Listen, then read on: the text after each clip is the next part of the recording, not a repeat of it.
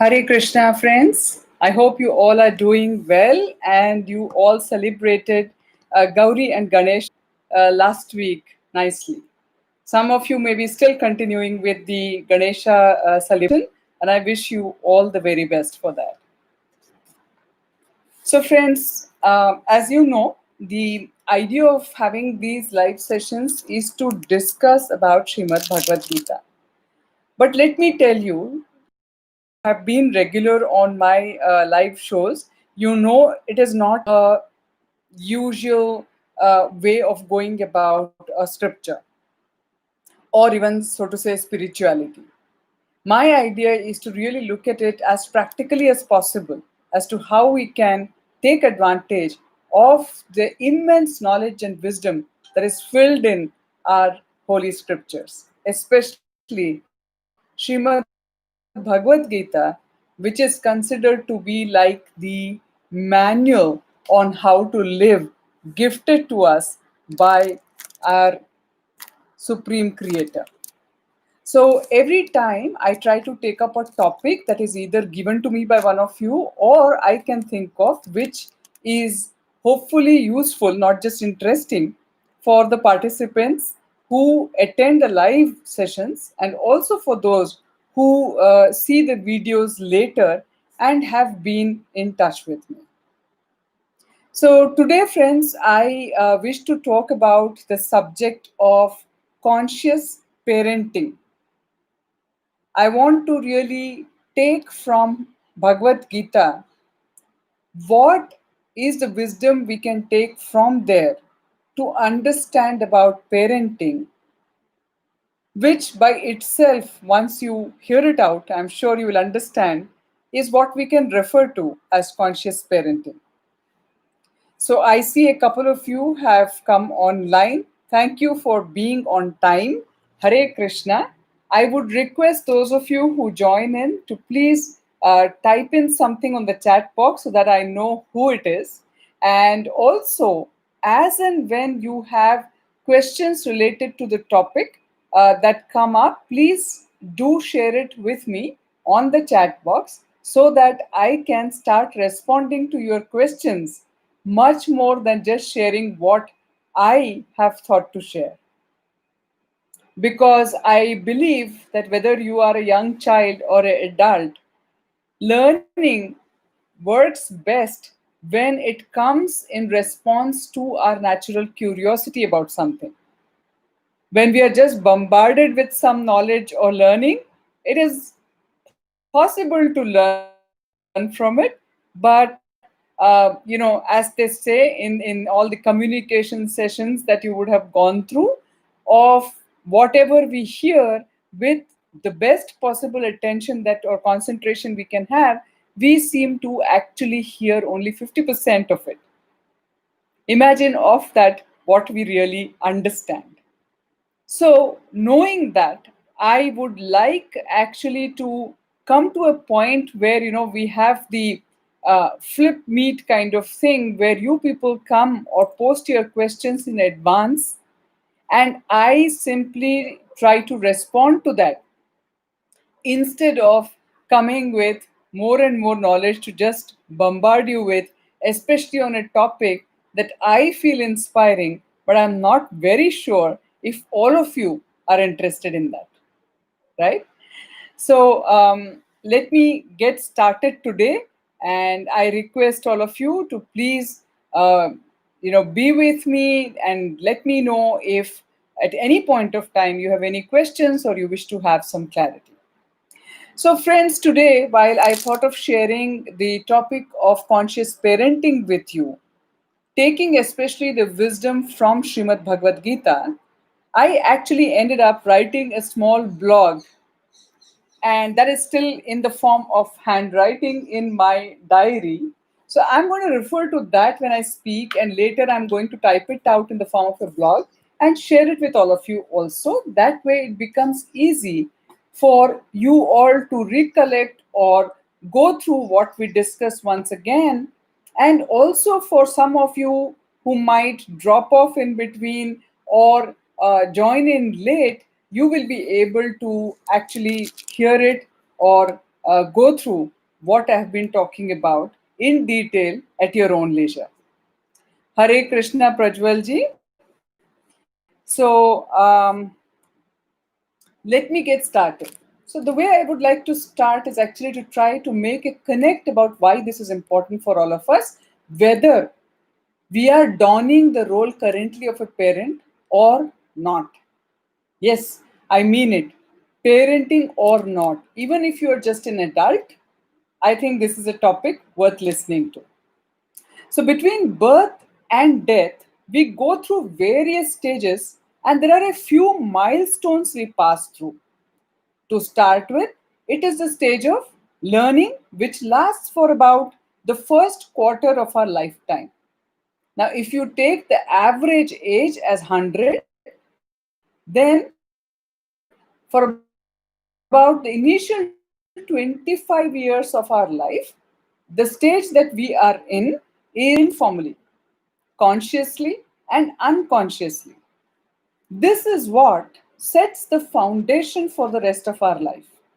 This stage has been referred to in our ancient Vedic scriptures as Brahmacharya Ashrama in the Varnashrama system. If we truly understand the objective of learning, we will see that we are supposed to learn the following. Now, hear these questions very, very carefully, friends. First, what is life? Who am I? What is my life purpose? Or what is my calling? What is my dharma or duty? What is my ultimate goal? What are the different stages of life? What are the different types of people? What are the unique gifts I have received? How does the fabric of society function? How should I fit into the society? What could be my best contribution? How do I build my life based on my duties, character, gifts, and goal? What are the skills or education I need to excel in whatever I take up as my profession? What is the next stage of life and how do I prepare myself for it? What are the alternate ways of living if I do not wish to take the usual route of going through the four stages of life? Wow. When I was just even listing down these questions, I had this amazing feeling of how we pass through the initial phase of learning without really almost having answer for any of these questions, isn't it? At least that was my realization. Hare Krishna, Manjushri, good morning. Hare Krishna, good morning, Mr. Hariharan. So I would like to continue. So once we acquire the understanding for the above questions thoroughly, we are capable of making the informed choices and decisions, prioritize our lives, and go through life with its ups and downs like a river, just getting cleaner with every boulder it hits en route. We learn to go with the flow of life and make the most of it. Now, if I were to ask you, how many of the above questions you are able to answer with absolute clarity? Have you charted or built your life on the solid foundation of real education? Or is your foundation shaky? Have you made conscious and well informed decisions about life so far? Or have you just landed where you are? Do you have the right understanding for your future course of action? Do you understand the real role of your profession in your life? Is it only for making a livelihood, earning, or a vehicle to make your unique contribution to the world? If you are a parent or someone who is intending to get married or become a parent in near future, do you understand what is parenting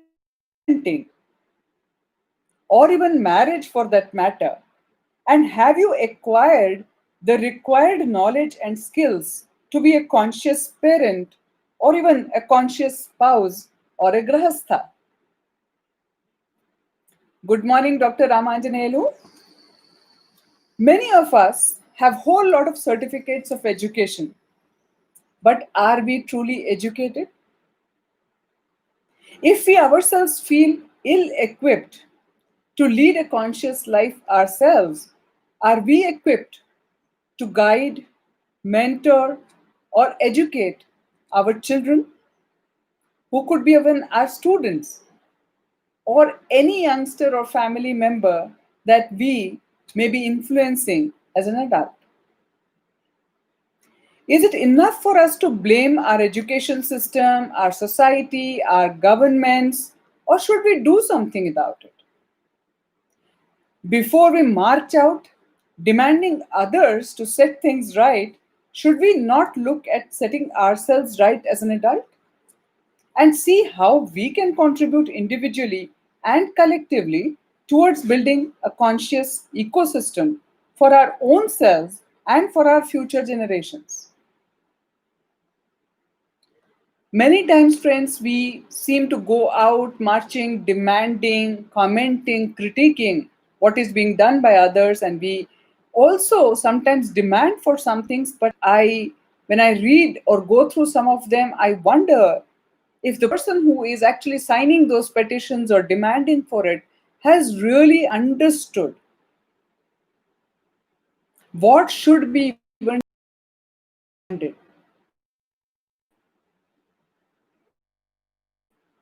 That is the point we all should think about.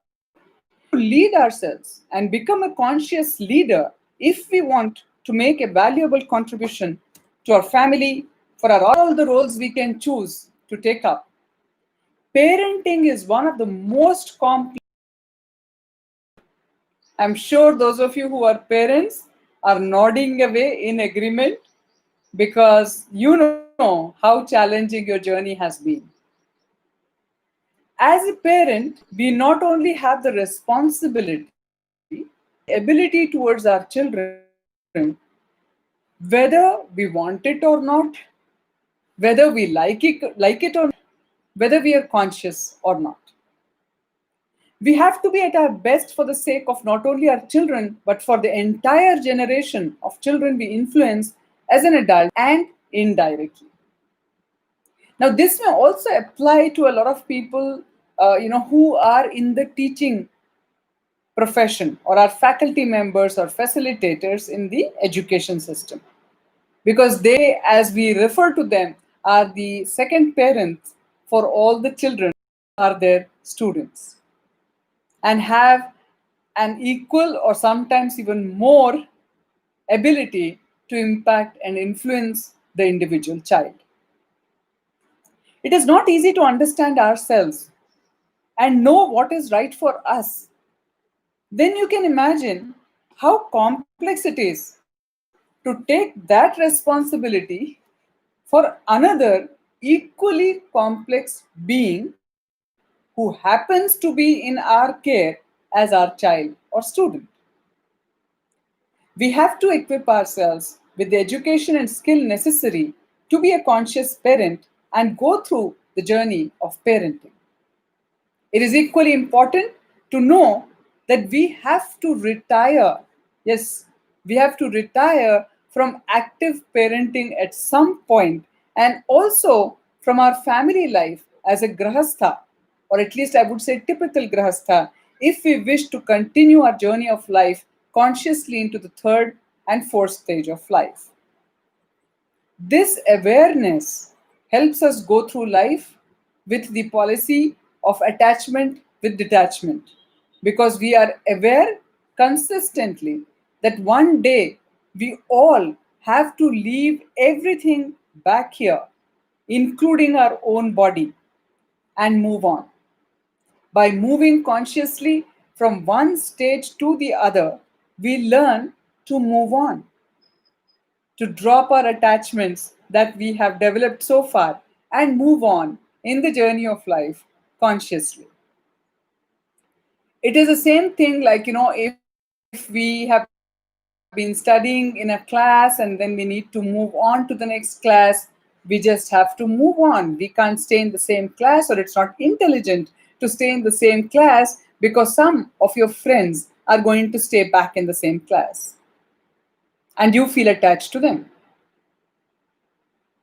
Or sometimes when you go through higher education, you have to leave your friends, your family, the town where you are comfortable and you are attached to so many things, and go to a new place to study. There is a bit of excitement, but a lot of anxiety as well at that time. But we have to embrace that and know that this is life. This is the pattern of life. This is the way we are meant to live, to move on. So, friends, I hope you found the content of this session interesting. But I also hope, more than that, that it will be useful to all of you. If you find it useful, I request you to please take steps you need to take to equip yourself to be a conscious leader of your own self and a conscious parent for your child, or a conscious facilitator if you happen to. Being a parent is the greatest gift you are blessed with, and also the biggest role that you have been asked to shoulder. You have the capability, you just need to become conscious of it and tap into it. If I can be of any assistance to you and your loved ones in this journey of life, please feel free to reach out to me on my email archana@consciouslivingcenter.in, or WhatsApp me on 96860 As I said, I'll be also sharing the same information over a blog on WhatsApp, Facebook, LinkedIn, etc., from where you all have joined in, and you will be able to have all that information with you. This is it from me today. And now I would like to open the session for some questions so that we can have some interaction and make this session even more, interesting for all of us. So anybody who has a question or would like me to talk about something, and we would take that up. In the meantime, while some of you may be sending your question, okay, I already have. So Hariharan sir is asking, doesn't that mean stand up? Okay, Jagrata, stand up, be conscious that you're not permanent in this world, hence be attached while detached. Yes, being conscious, being aware, being Jagrata, all these basically means being awakened. We use different words for it, but you are right. It actually means being aware of the truth of life. Truth of life as it is in this material world, temporary world, and the truth of life beyond this temporary world. A real awakened person, a real Jagrata, a real enlightened person is somebody who understands life as it is, which is way beyond just the life in this material world. This is just like, as many people have referred to it, is just like a part of the journey, and we pass through this material world, and it's absolutely foolish to start getting attached to anything or anybody, because that's like saying you're traveling in a train and you have some co-passengers and you know that you need to get down in the next station, but you actually start feeling attached to your co-passengers, and therefore you miss your station and just hope and pray that the journey continues forever, and even your co-passengers would forget their stations. It's neither in your interest nor in the interest of your co-passengers. So this is what we have to be very, very conscious about, and we have to consciously learn and acquire knowledge about things that are really useful. We are so busy acquiring and spending like so much time, effort, energy, resources in learning about things that are of limited value to us, that can be only valuable in certain aspects in this material life. But there is a much larger life beyond this. And that is what is being referred to as a spiritual knowledge. The knowledge of the spirit soul and the life associated with that spirit soul. This is more of a life which is associated with our body. There are a few things that the spirit may engage this body for in this world, and therefore we need to know what is it that is the best engagement of our life on this material planet. While definitely the universe takes us through situations and circumstances for us to learn and grow from where we are to the next level for our own good. But also, while we are here, we need to be conscious about what is the best way we can live. And living basically means, yes, I have mentioned this before. I would like to repeat because I can't find anything better than that to convey what I have to convey. We all are born as consumers, but we have to grow to be the contributor and know what is the best contribution we can make to the world. Not just because it gives us the happiness of doing so, but also because that's what we are meant to do. Sometimes, when we just do what we are meant to do and we remove all the conflicts from within us and our life, that is what is probably referred to as a blissful state. It's not jumping up in joy with happiness, that's not the point. It's not just satisfaction. It's a state of content, of knowing that you're doing what you are meant to do. It's a beautiful state of being. We all pass through a small bit here and there in our life, I'm sure, when we just know we did our best. This is what we are meant to do. That's it. What happened thereafter is not in our hands. But being in that state consistently, being aware of this fact that this is what is in our hands, this is not in our hands, this is right. And this is the way we are moving forward in life. Life is moving forward and taking us through different things in life, whether we are aware of it or not. Many people say, let's cross the bridge when it comes. True. For certain things, we have to have that attitude, but not for everything. Not for everything. For some things, even when we take chances, when we take risks, we call it as informed risks or calculated risks.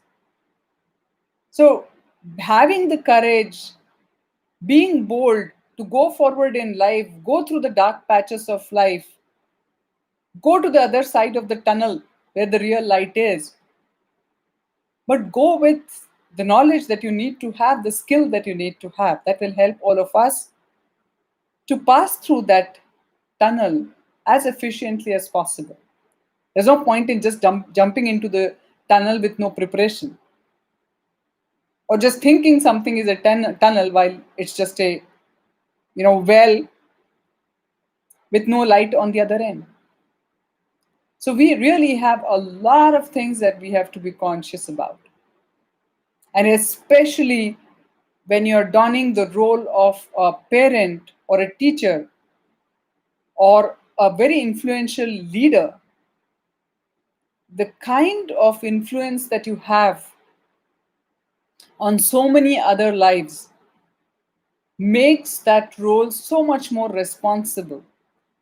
And those roles have to be undertaken with a lot more consciousness than that of just an ordinary being. So I actually would like to salute all the parents, all the teachers in this group, amongst our participants, for the amazing work you're doing. But I would only request, if you find that you yourself need to become a little more aware, a little more conscious, please at least work towards it. while you are doing what you're doing. Hariharanji is also sharing Pandavas were consciously parented by their mother and made them fight adharma despite complex situations. Finally, she remained detached. Yogeshwara Akhila Guroho Bhagavan Namaste. Hare Krishna. So true. Mothers, many of us actually have had mothers, grandmothers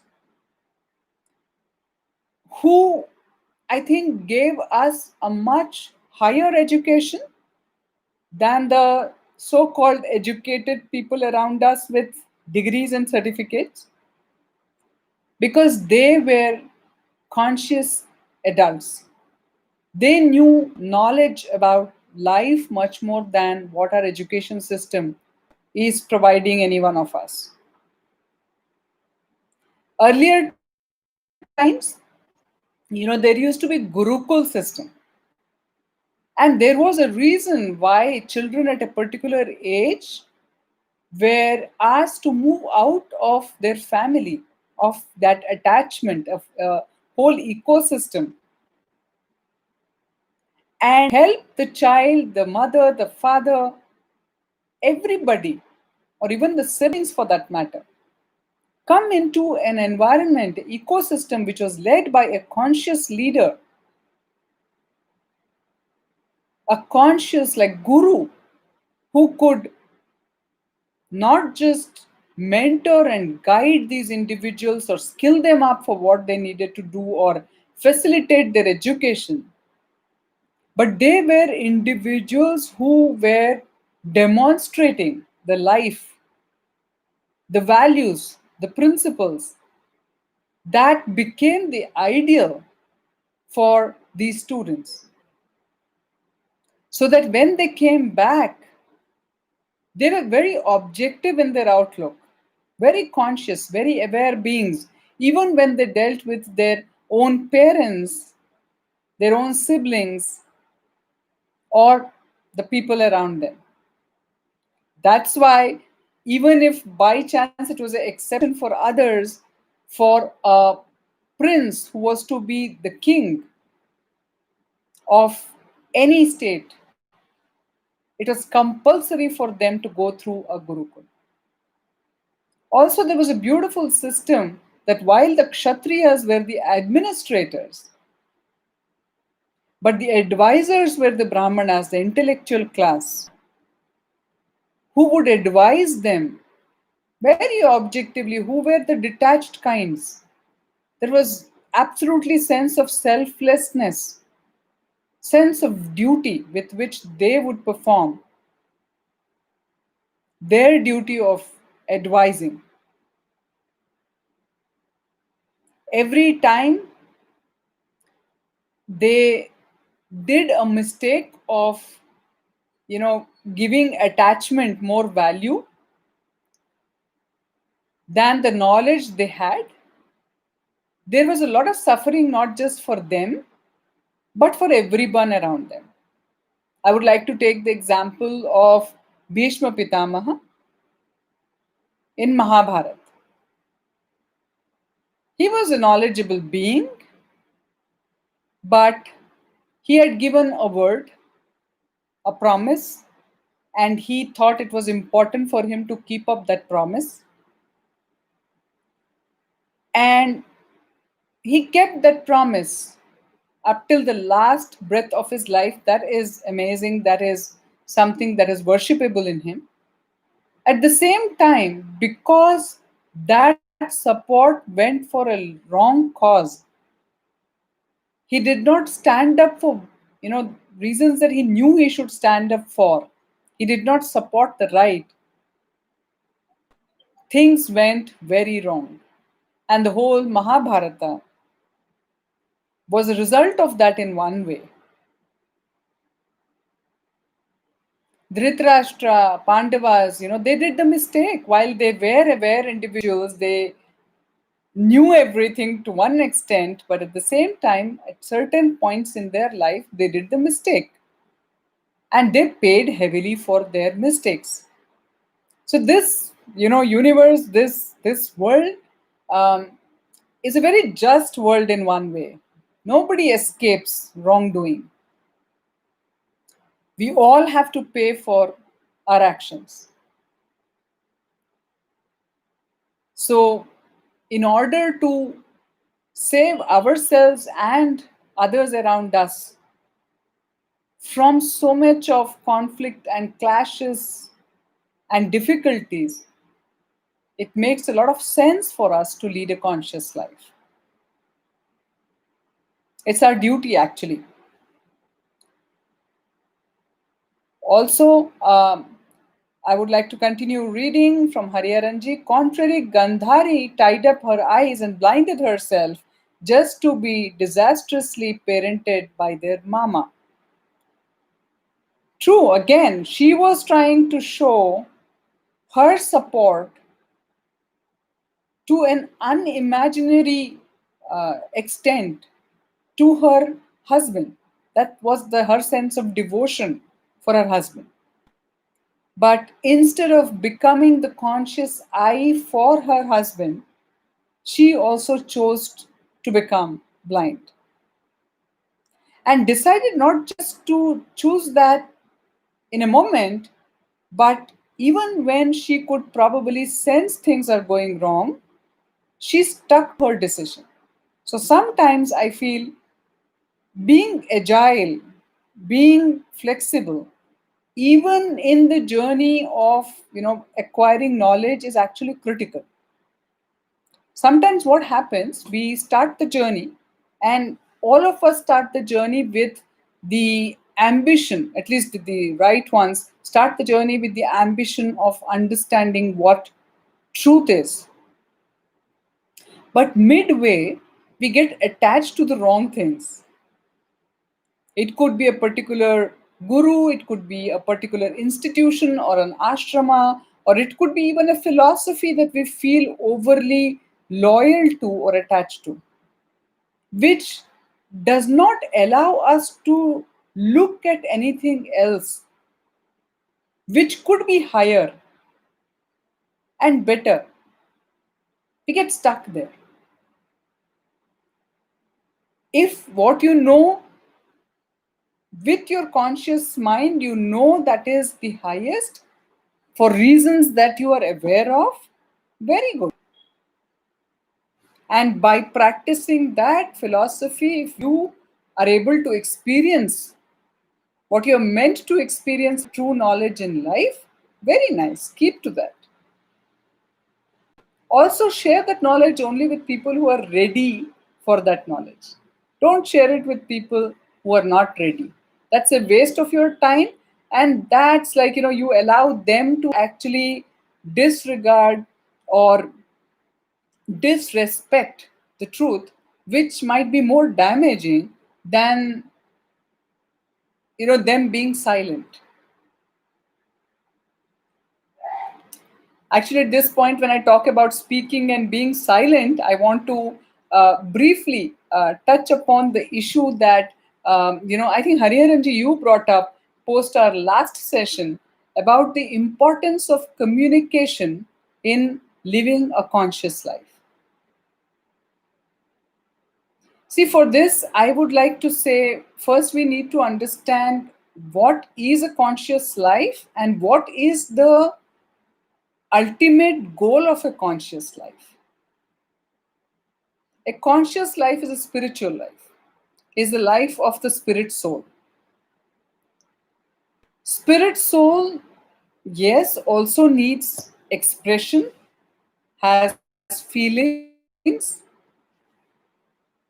and both these things need some form of expression and reception.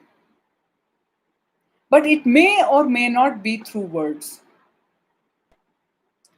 The deepest knowledge that we can dive into is during introspections more than while we are communicating with others. Yes, communication, like in the form of language, helps us to get clarity ask or seek questions, seek answers for our questions, which is critical. Or sometimes express what we need to express for the benefit of the greater good.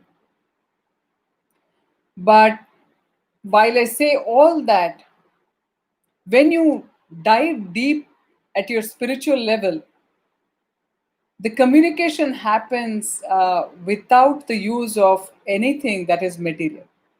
Example, when you have a very deep desire to even understand spirituality and you're looking for a true master to help you in that, a guru, you get led there.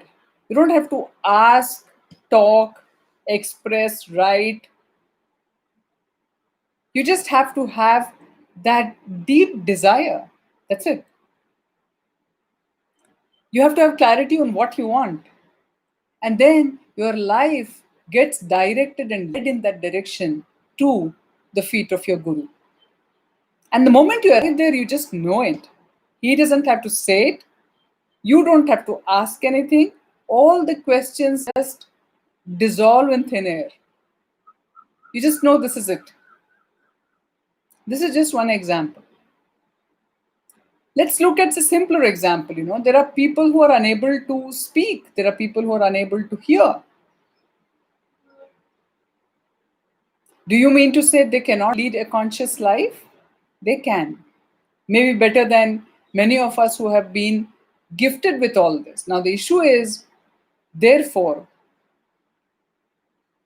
we have to become aware from the deepest part of ourselves as to what is this life meant for? Who are we? Why have we come here? Where do we go? What is the right way to live? What is our duty? What is right? What is wrong?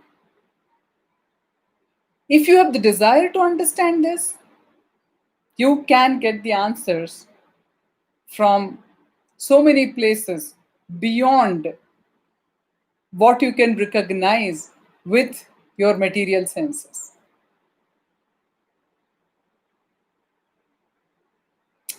And many people can experience this in different ways in their life, in various matters, actually. In science, this has been referred to as, what they call it as universal law of attraction.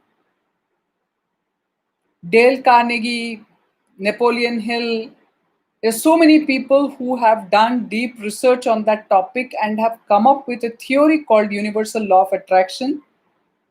And many of us know what that is. There again, it's not about talking.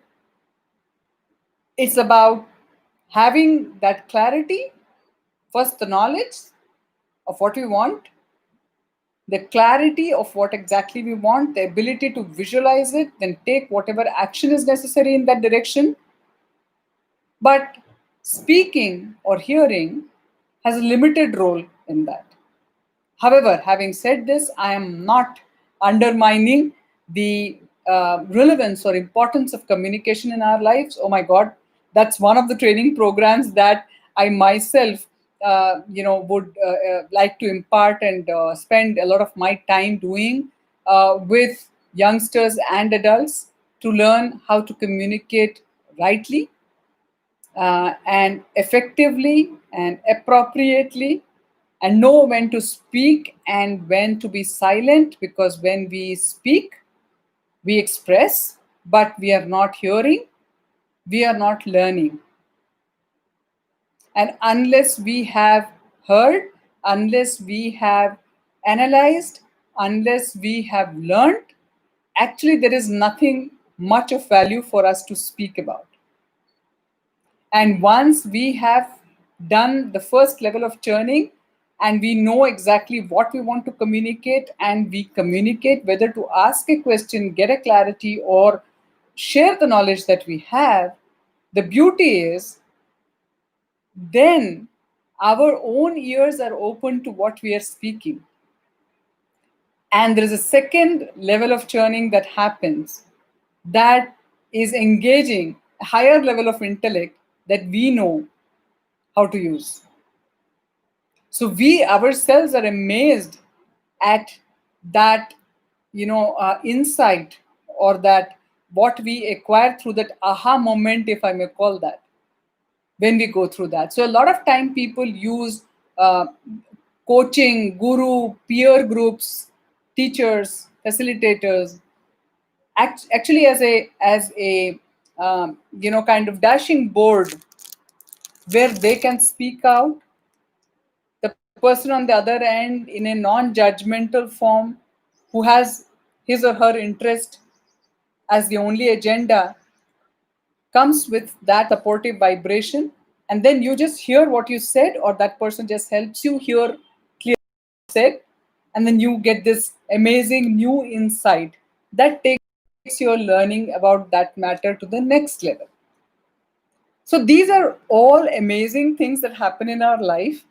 And if we can be a witness to it, if we can observe it, if we can notice it, if we can be grateful for it, if we know what and how to move forward to, then it becomes not just a lovely life, a blissful life, a content life, but I would say purposeful life, a meaningful life, which should be the ultimate desire for each one of us. We are gifted with higher level of consciousness. We are gifted with higher level of intellect, only so that, unlike other forms of beings, we are able to uh, cross over the usual, ocean of attachment, sorrow, happiness of this world, and utilize it to transcend this world. That is why they say, if you are having a human life, then you must have gone through a lot of lives already, and you have been gifted with this now. When you have a chance to get out of the cycle of birth and death and transcend this entire material, not just body, but material plane of existence, back to the spiritual plane of existence. When I say back to, does that mean we keep coming back and forth? Then what's the point? No, we all came into existence in a marginal plane. Because of our own desires, we have chosen to come. Our spirit soul is very, very powerful, and we can choose where to be. So we have chosen to be here, and then we have kind of got entangled in this material world, going through different forms of life because of our own action, reaction, desires, and all the other aspects of like anger, jealousy, how it plays a role in our life. We get entangled here, and it becomes very difficult to get out.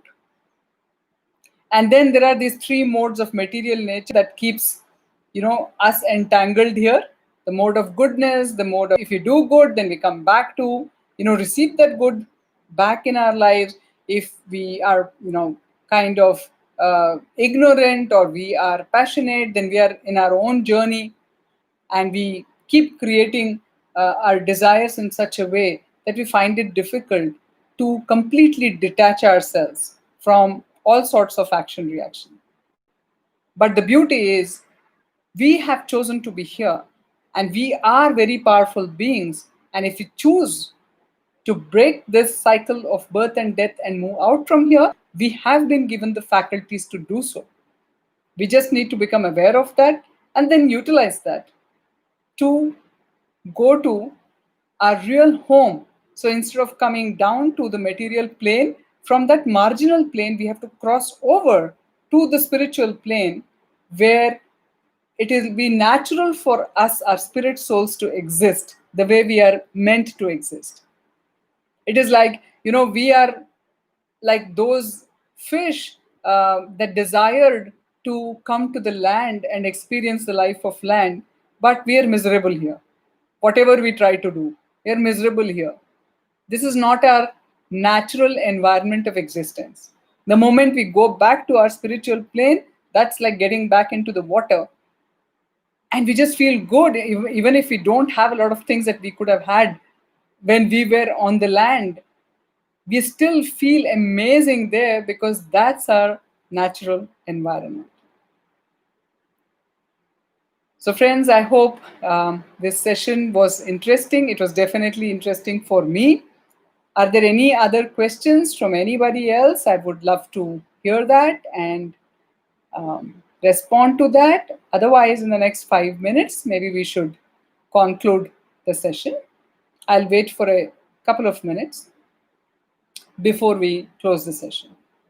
Thank you, Hariharanji. It was very nice of you to share some of this information that made the session very, very interesting. And I too had a lot of learning while doing this. Thank you so much.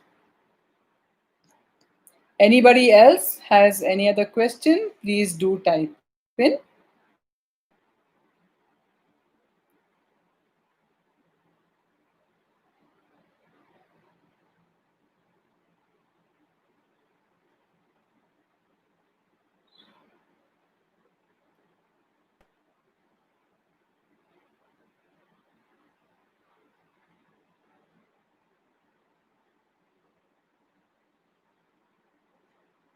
Okay.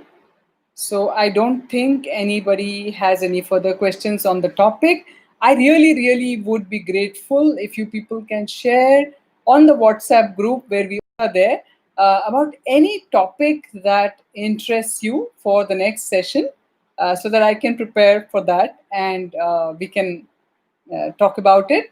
As I promised in the beginning of the session, I would be typing out what I kind of had written and read out initially about conscious parenting. And I'll share that with all of you. If there is anything more that you would like to know, you can always post your questions even on the WhatsApp group. I'll be happy to respond either immediately there or take it up in the next session. So, with this, I would like to thank all of you. I wish you all once again happy celebrations. Please stay safe, take care of yourselves and your loved ones. And I wish to see you again next week. Hare Krishna.